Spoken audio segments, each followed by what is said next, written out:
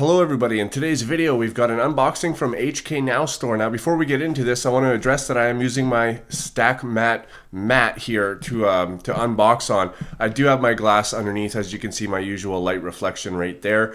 I want to know, do you guys like the look of this more, or do you like the usual glass? So I'm going to keep it like this for this video, but if you guys don't like this, I can always go back to the way it was. I personally don't mind either way. I just like to have some changes on my channel from time to time, as longtime viewers probably know. So anyways, let me know in the comment section what you prefer. Okay, so this is another one of Calvin's puzzles 3x3x5 variations. This one is called the L cube. Now, I hope that's what it is. That's the only thing I've got ordered. And yes, it is. Is it? It's been opened. Or maybe that's the way it comes.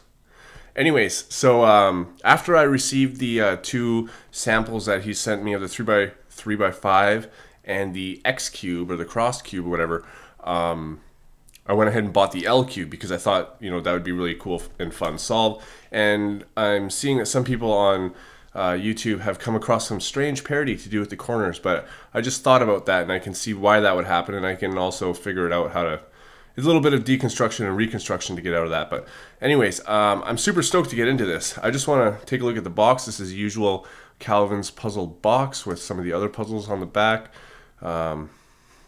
Just the standard, typical box that we see from Calvin's puzzles. I really like the display on these. I think he does a great job with not just his puzzles, but also his packaging. All right, so let's open this thing up.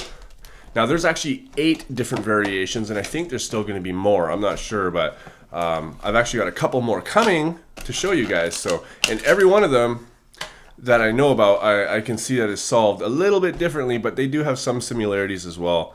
All right, so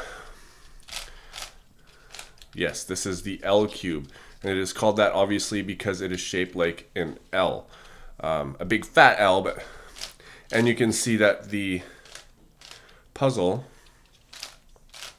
is a shape-shifting puzzle, just like the rest of them as well. But it looks like a 3x3x4 if you were to hold it like this, but of course this changes, and now you can't move this, and you can't separate these from these ones. So let's try a checkerboard, see what that looks like. Here we go. Oh wow, so that looks pretty neat. I like the look of that.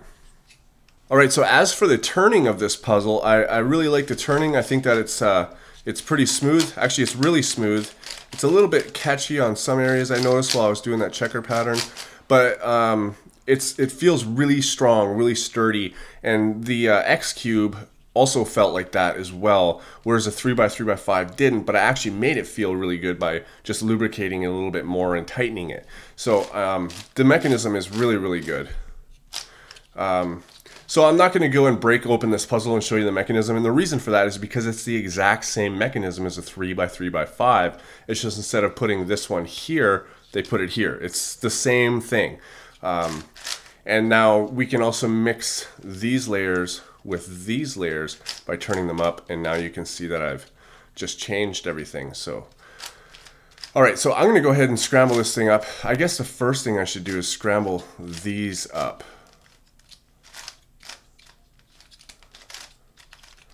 And then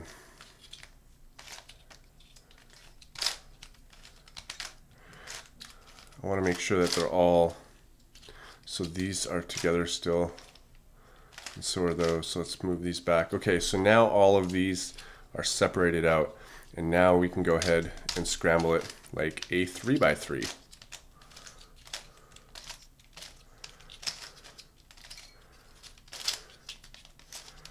All right. Alright, so I would call that a pretty sufficient scramble. So now I got to figure out how to solve this thing, and I think I already have an idea how to solve it, so we'll see. Anyways, I'll be back in a little bit.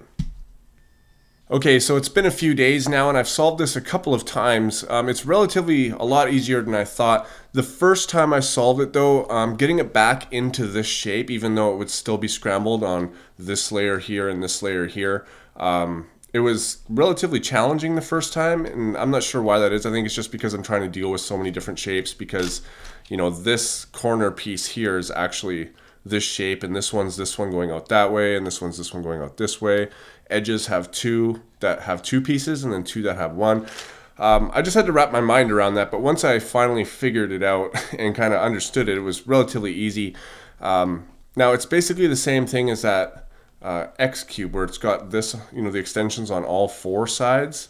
It's the same thing, except I'm just dealing with 2 instead of 4. However, my method for doing 2, you know, that are adjacent to each other is different than the way that I do the cross cube or the X cube, whatever it's called. So for this one, I just solve it like a 3x3, but really only paying attention to the 3x3 part of it, you know, like this.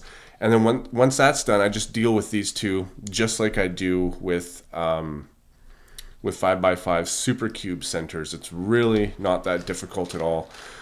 But I mean, that's saying, you know, it's not difficult if you know how to do it, of course. But now I do plan to come out with tutorials very soon with the 3x3x5, the X cube, this one. There's another one out coming, the I cube, which is just like this. It's like a 3x3x4, except it's trickier because it doesn't move like a 3x3x4. It's an extended 3x3. And there's also a cross cube that's coming out that I have on order as well, and that's got an extension on every single side. That's been a cube that's wanted for a while, and I'll do a tutorial on that as well. So as far as this puzzle goes, I guess the review's done. It turns really, really well. One thing I have noticed though is the stickers. Okay, the stickers do chip on these puzzles. So if you seriously want to collect them all, I would consider, you know, getting new stickers for them, because the stickers themselves are nice colors, and you don't really see through them. Like, they're not too thick or not too thin. Like, they're a good thickness. But they chip very, very easy. You know, like, look at this one, right? And I've only solved it twice. So, and this one's starting to peel up now, as you can see right there.